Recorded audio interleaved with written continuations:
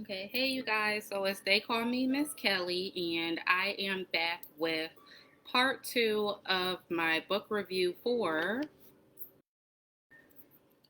Black Enough Stories of Being Young and Black in America, edited by E.B. Zoboi or Zoboi. I hope I'm not pronouncing her name incorrectly. This is actually a fiction anthology of 17 stories,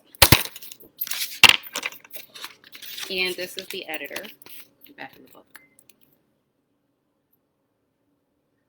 Okay. Book review. Book review. And I made notes. I actually just wrote my book review right before I came live. So this is June 23rd, 2021. I always put the date. I didn't have the time next to me, so I didn't put the time. But these are my notes. Right? Okay, so June 23rd, 2021. After finishing Black Enough, Stories of Being Young and Black in America, I was left with experiences from 17 different Black culture perspectives on being Black and a nerd, an Oreo, a product of child abandonment, lesbian, gay, an overachiever, a metalhead, a survivor, an activist, a conjurer, scared, and different. This book took me there. The crazy thing is that I almost didn't want to finish it because these are stories about real experiences. I mean, this is fiction, but all of the stories speak of someone's real life. And that Black culture may be diverse, extremely diverse, but somehow we end up sharing the same experiences one way or another. It's almost hard to believe that this is young adult fiction. But the young should read this. I would definitely love to use this book or a few of the short stories in my own teachings and lessons. Each story could be read in one day and analyzed for days after that. Could you imagine kids reading these stories and making those text to self connections? Books like this is what got me into reading in the first place. I wasn't always a reader. It took for someone to put the right book in my hand. And this type of reading is what made me a reader. And then I started reading other books and other books and other books. Some books I forced myself to read. But if I never became a reader at heart, I would just be reading for nothing. Okay, so once you find that book, that genre that you like, just keep reading it. Read the same genre, the same authors over and over. Then slowly but surely, your reading skills, your reading stamina will improve, and you'll be able to get through those academic texts and nonfiction texts and texts for work that you don't want to read. You'll be able to get through them like this. Okay? So, books like this is what got me into reading in the first place. Books that speak to me, my oversoul, my very existence.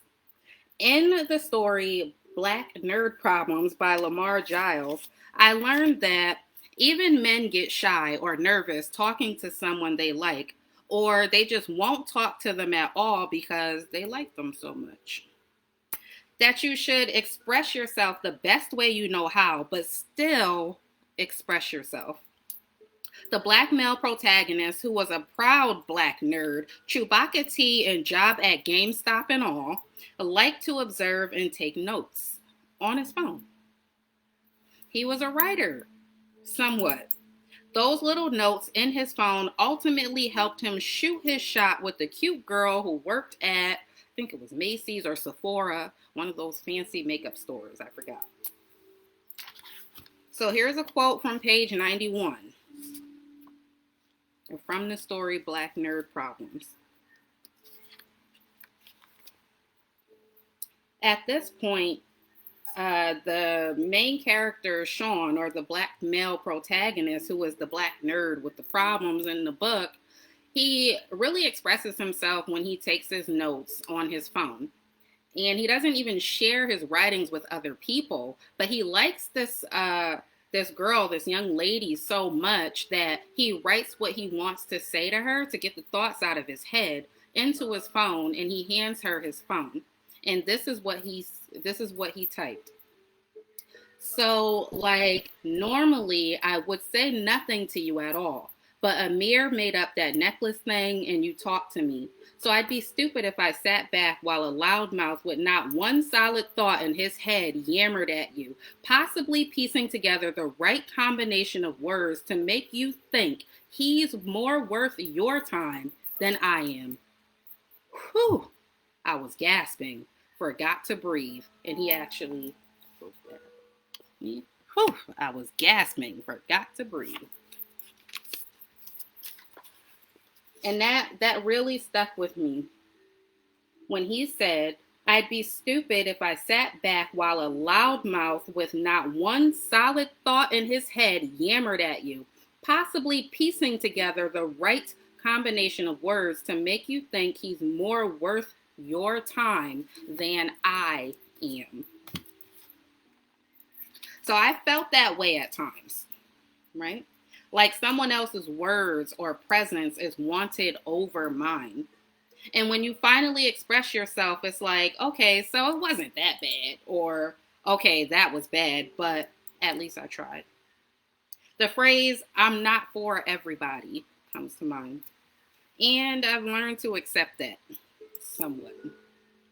Now that I think about it, this book should be read by everybody. A couple of stories, if not the whole book.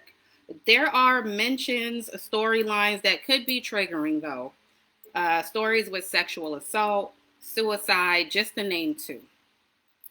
Would I recommend this book? Yeah. For everybody, for the young and the adult. As a certified secondary ELA teacher, I would include this in my classroom library. Grade 7 and up is my expertise. I would even use some of the stories for reading and writing lessons. Definitely could resonate with reluctant readers. I don't want to give too much away about the book, so go to Amazon, Barnes & Noble, local bookstore, or your public library to read it for yourselves.